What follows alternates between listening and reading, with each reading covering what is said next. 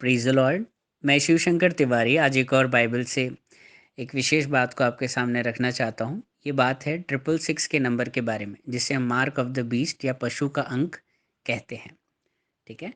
इसका विवरण हमें प्रकाशित वाक्य उसके 13वें अध्याय और उसकी 18वीं आयत पर मिलता है। यहाँ पर इस प्रकार से लिखा है, ज्ञान इसी में है, जिसे बुद्धि हो वह इस पशु का अंक जोड़ ले, क्योंकि मनुष्य का अंक है और उसका अंक 666 है।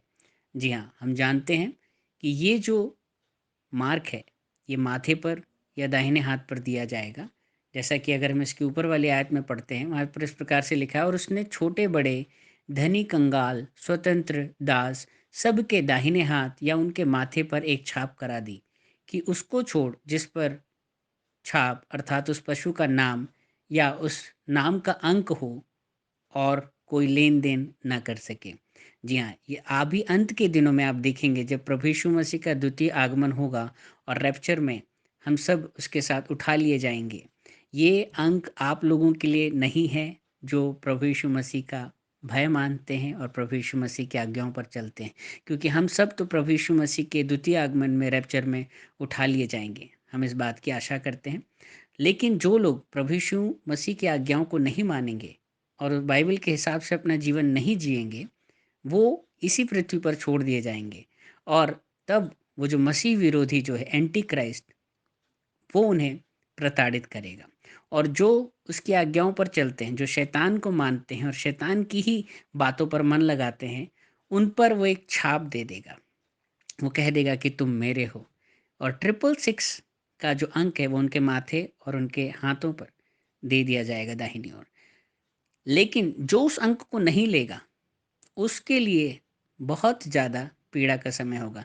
कुछ लोग ऐसे होंगे जो रैप्चर में लोगों को उठाए जाने के बाद उन्हें इस बात की पीड़ा होगी, मन में आत्मग्लानि होगी, गिल्टी होगी कि क्यों हमने प्रभु की बात को नहीं माना, और उसके बाद वो मन फिराने की कोशिश करेंगे। उसके बाद वो पश्चाताप करने की कोशिश करेंगे। उन्हें एक मौका और मिलेगा प्रभु के फाइनल आगमन पर, तृतीय आगमन पर, उसके लिए वो तैयार रहेंगे और वो उसके लिए अपने प्राणों को भी न्यौछावर करने से पीछे नहीं हटेंगे, और वो उस पशु का अंक अपने ऊपर अंकित करवाने से मना कर देंगे। और ऐसे लोगों के लिए जिन पर उस पशु का अंक नहीं होगा, उन्हें किसी भी प्रकार का लेन-देन या किसी भी प्रकार की चीज़ को खरीदने या बेचने का या किसी भी प्रकार के आप कह सकते हैं सुविधाओं का फ़ायदा लेने का अधिकार नहीं होगा, और उन्हें बहुत ज़्यादा कष्टों का भी सामना करना पड़ेगा।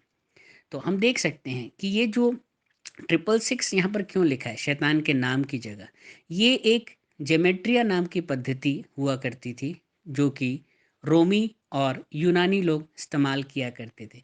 उसमें वो नाम को एक अंक की कह सकते हैं परिभाषा में समझाने की कोशिश करते थे। ये एक अल्फ़ा न्यूमेरिक कोड है, जो जेमेट्रिया की पद्धति से निकाला गया है।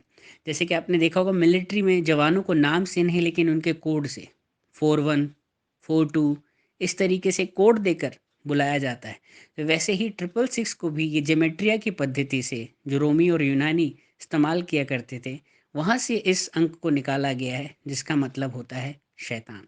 और ये एक रोमी शासक जो हुआ करता था, जिसका नाम नीरो सीज़र था, वो रोमियों का आखिरी कह सकते हैं शासक था, जो बहुत ही क्रूर था, जिसने मसीहियों का कत्ले-आम कराया। और इतना ज़्यादा विभत्स कह सकते हैं वो क्रूर हुआ करता था कि उसके नाम से भी इस अंक को जोड़कर देखा जाने लगा। और यदि आप यीशु मसीह का अल्फ़ा न्यूमेरिक कोड निकालने की कोशिश करेंगे जेमेट्रिया की पद्धति से, तो वो निकलता है 888। जी हाँ, यदि आप कहेंगे यीशु मसीह का अंक या यीशु मसीह के नाम का अल्फ़ा न्यूमेरिक कोड, वो है 888। लेकिन मैं आपको ये नहीं कहूँगा कि आप अब आपसे अपनी गाड़ी या मोबाइल हर एक चीज़ में 888 लिखवाना शुरू कर। ये सिर्फ़ यीशु मसीह के नाम को एक अभिव्यक्त करने वाला एक नंबर है, इससे ज़्यादा कुछ नहीं है। आपको इस बात को समझना है कि आपको शैतान की सील नहीं, लेकिन पवित्र आत्मा की सील के साथ रैप्चर में उठाया जाना है प्रभु यीशु मसीह के साथ। ऐसी तैयारी करें, उस पवित्र दुल्हन के रूप में अपने आप को सुसज्जित करें। प्रभु के वचनों पर चलें कि हम सबको वो सौभाग्य मिले कि जब प्रभु यीशु मसीह रैप्चर में हमें लेने के लिए आएगा, तो हम सब उसके साथ पवित्र आत्मा की छाप को देखकर उठाए जा सकें। Praise the Lord. जय मसीह।